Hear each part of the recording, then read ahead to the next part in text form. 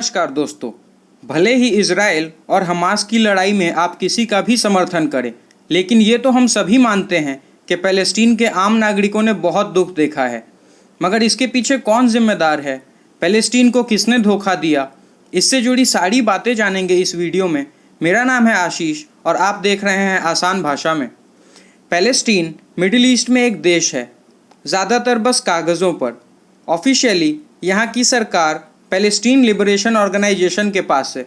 West Bank, east Jerusalem जो कि disputed है, और गाज़ा स्ट्रिप फ़लस्तीन का हिस्सा हैं। मगर ज़्यादातर जगहों पर डायरेक्टली और इनडायरेक्टली इजराइल का कंट्रोल है। मैंने कागज़ों पर इसलिए ही कहा था, लेकिन क्या यह हमेशा से ऐसा ही था? नहीं। इनफैक्ट फ़लस्तीन की खास लोकेशन ने उसके साथ एक रिच इतिहास जोड़ा है। फ़लस्तीन की धरती ने पिछले हजारों सालों से कल्चर, पॉलिटिक्स, रिलीजन के एक्सचेंज में बड़ी भूमिका निभाई है। ये धरती क्रिश्चियनिटी और जुडाइज़म जैसे एंशिएंट धर्मों की बर्थ प्लेस है, और बाद में इस्लाम की भी। पिछले हजारों सालों में कई बड़े किंगडम्स ने इस धरती पर राज किया है, जैसे ancient Egypt, ancient Israel, Roman empire, Muslim caliphate और ऑटोमन एम्पायर। इवन अलेक्जेंडर ने भी एक समय पर यहाँ राज किया था। प्रथम विश्व युद्ध के बाद ऑटोमन एम्पायर से फ़लस्तीन का रूल यूनाइटेड किंगडम के हाथों में आ गया। ब्रिटिशर्स ने ज्यूज़ को वादा किया लिखित में कि वो उस जगह को इजराइल देश बनाएंगे। हालांकि बाद में वो मुकर गए। द्वितीय विश्व युद्ध और होलोकॉस्ट के बाद बहुत से ज्यूज़ फ़लस्तीन पहुँचने लगे। 1947 में यूएन ने 2 स्टेट सोल्यूशन प्रपोज किया। फ़लस्तीन का पोजीशन पार्टीशन करके 2 देश इजराइल और फ़लस्तीन बनाने का। अरब्स ने इसको रिजेक्ट कर दिया, मगर ज्यूज़ मान गए और मई 1948 में इजराइल बन गया। पास के अरब देशों ने इजराइल पर हमला कर दिया, मगर इजराइल जंग भी जीता और ज़्यादा ज़मीन भी। इस जंग के कारण करीब 80% फ़लस्तीनियंस वहाँ से भागने पर मजबूर हो गए और कभी नहीं लौटे। धीरे धीरे इजराइल ने उन ज़मीनों पर अपनी आबादी को बसाना शुरू कर दिया। इस लड़ाई के बाद अरब्स का कंट्रोल काफ़ी सीमित रह गया था। वेस्ट बैंक और गाज़ा स्ट्रिप 1967 में एक बार फिर से अरब देशों ने इजराइल पर हमला कर दिया। इजराइल इस बार भी जीता और इस बार उसके कंट्रोल में वेस्ट बैंक और गाज़ा भी आ गया। वेस्ट बैंक को पहले लेबनान कंट्रोल करता था और गाज़ा को इजिप्ट, मगर इस सारे एरिया पर अब इजराइल ने कब्जा कर लिया।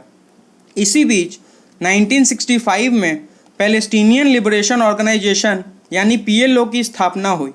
शुरू में ये लोग कुछ खास नहीं कर पाए, मगर जब यासिर अराफात इसके हेड बने तो फ़लस्तीनियन लिबरेशन मूवमेंट को दुनिया भर से अटेंशन मिलने लगी। 1993 में इजराइल और PLO ने ऑस्लो पीस अकॉर्ड्स पर साइन किया और तय हुआ कि वेस्ट बैंक और गाज़ा के स्पेसिफिक जगहों पर फ़लस्तीनियन लिबरेशन अथॉरिटी या PA राज करेगी। सब कुछ ठीक चल रहा था कि फिर एंट्री होती है हमास की। PLO और इजराइल एक साथ म्यूचुअल कोएग्जिस्टेंस पर मान गए थे, मगर हमास ने फ़लस्तीनियन अथॉरिटी की लेजिटिमेसी को ही रिजेक्ट कर दिया। 2007 में हमास ने फ़लस्तीनियन अथॉरिटी से गाज़ा का कंट्रोल जीत लिया। फ़लस्तीनियन अथॉरिटी अब वेस्ट बैंक तक सीमित है।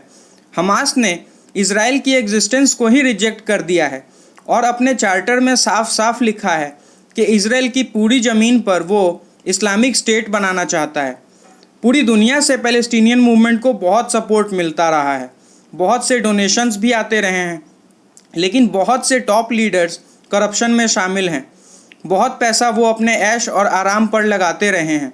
इसके अलावा जब तक PLO थी तब तक बहुत सपोर्ट दुनिया से भी मिल रहा था, मगर हमास के आने के बाद इजराइल में बदले हुए मिसाइल अटैक्स और फिदाइन अटैक्स ने मूवमेंट को काफ़ी डेंट पहुंचाया है। इन सब कारणों की वजह से आम लोग भी अब फ़लस्तीन को सपोर्ट करने में झिझक रहे हैं। दोस्तों, प्रधानमंत्री नेहरू से लेकर प्रधानमंत्री मोदी तक हमारे देश के हर प्रधानमंत्री ने फ़लस्तीन के लोगों के साथ अपनी हमदर्दी दिखाई है, मगर हाल में होने वाले मिलिटेंट अटैक्स और भारत को सोचने पर मजबूर कर दिया है। भारत जो खुद आतंकवाद का विक्टिम है वो कभी ऐसे रेजिस्टेंस को सपोर्ट नहीं करेगा। आम पैलेस्टीनियंस की आज़ादी के नाम पर वायलेंस को कोई जस्टिफाई नहीं करेगा। वैसे मैंने बहुत से लोगों को जस्टिफाई करते हुए देखा भी है, मगर क्या कर सकते हैं, फ्रीडम ऑफ एक्सप्रेशन। आप मुझे नीचे कमेंट सेक्शन में बताइए कि आपके अकॉर्डिंग पैलेस्टीन को किसने धोखा दिया। आज की वीडियो में बस इतना ही। आशा है आपको ये वीडियो पसंद आया होगा।